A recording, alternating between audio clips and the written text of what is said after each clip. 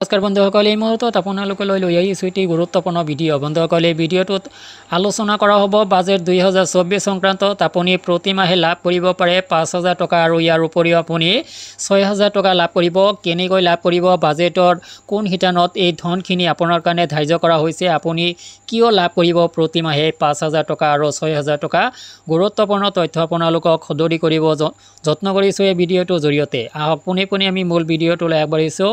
নিবনুৱাৰ বাবে সুখবৰ, 5,000 টকাৰ দৰমহাৰে 1 কোটি যুৱশক্তিক ইণ্টাৰ্ণশ্বিপৰ সুযোগ। সীতাৰমণৰ পৰিসংখ্যাই প্ৰকাশ কৰে যে 5 দশকৰ ভিতৰত প্ৰথমবাৰৰ বাবে দেশৰ নিবনুৱাৰ হাৰ সৰ্বোচ্চ স্তৰত উপনীত হৈছে। তৃতীয় কাৰ্যকালত প্ৰধানমন্ত্ৰী নৰেন্দ্ৰ মোদী আৰু তেওঁৰ NDA চৰকাৰে বাজেটত নিবনুৱা সমস্যা দূৰ কৰাৰ বাবে কি কৰিব তাক লৈ চৌদিশে কৌতূহলৰ সৃষ্টি হৈছিল। বাজেট দাখিল কৰি কেন্দ্ৰীয় বিত্তমন্ত্ৰী নিৰ্মলা সীতাৰমণে কয় যে প্ৰতি বছৰ 1 কোটি যুৱতীয়ে দেশৰ 5টা শীৰ্ষস্থানত ইণ্টাৰ্ণশ্বিপৰ সুযোগ লাভ কৰিব। লগতে ইণ্টাৰ্ণিং কৰাৰ সময়ত তেওঁলোকক প্ৰতি মাহে 5,000 টকা ভাত্তা প্ৰদান কৰা হ'ব। ইয়াৰ উপৰি চৰকাৰে 6,000 টকাৰ এককালীন সাহায্য আগবঢ়াব। কেন্দ্ৰীয় বিত্তমন্ত্ৰীগৰাকীয়ে লগতে কয় যে সমগ্ৰ বিষয়টো কাৰ্যকৰী কৰিবলৈ চৰকাৰে নতুন আঁচনি আৰম্ভ কৰিব। নিৰ্মলা সীতাৰমণে কয় যে ইণ্টাৰ্ণশ্বিপৰ 10% কোম্পানীসমূহে দিব লাগে। কোম্পানীসমূহে ধনৰাশি তেওঁলোকৰ CSR পুঁজিৰ পৰা নিষ্পত্তি কৰিব লাগিব। ইয়াৰ উপৰিও তেওঁলোকে প্ৰশিক্ষণৰ ব্যৱস্থাও কৰিব লাগিব। বাকী খৰচ চৰকাৰে বহন কৰিব। পৰ্যবেক্ষকৰ মতে এই প্ৰকল্পৰ মৌলিক দৰ্শন হ'ল বহুতে 5,000 টকা দৰমহাত ইণ্টাৰ্ণিং কৰি নিজ কোম্পানীত নিয়োগযোগ্য কৰি তুলিব পাৰে।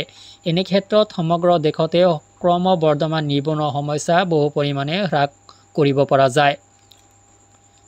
কিন্তু এই পৰিপ্ৰেক্ষিতত 2014 চনত মোদী চৰকাৰে দিয়া ভোটৰ প্ৰতিশ্ৰুতি বিৰোধীয়ে টানি আনিছে। সেই নিৰ্বাচনত মোদীয়ে বছৰি 2 কোটিৰ চাকৰিৰ প্ৰতিশ্ৰুতি দিছিল। সেই দৃষ্টিকোণৰ পৰা যোৱা 10 বছৰত 20 কোটি নিবনুৱাসকলক কৰ্মসংস্থাপন কৰা উচিত আছিল।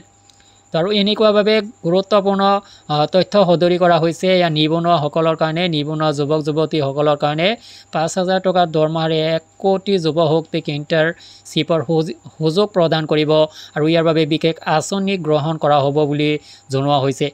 ভিডিঅ'টোত দেখিব পাইছে আপোনালোকে যে 1 কোটি যুৱক যুৱতীয়ে দেশৰ 5টা শীৰ্ষস্থানত ইণ্টাৰ্ণশ্বিপৰ সুযোগ কৰি দিয়া হ'ব আৰু তেওঁলোকৰ যি ইণ্টাৰ্ণিং কৰাৰ সময়ত তেওঁলোকক প্ৰতি মাহে 5,000 টকা ভাত্তা প্ৰদান কৰা হ'ব।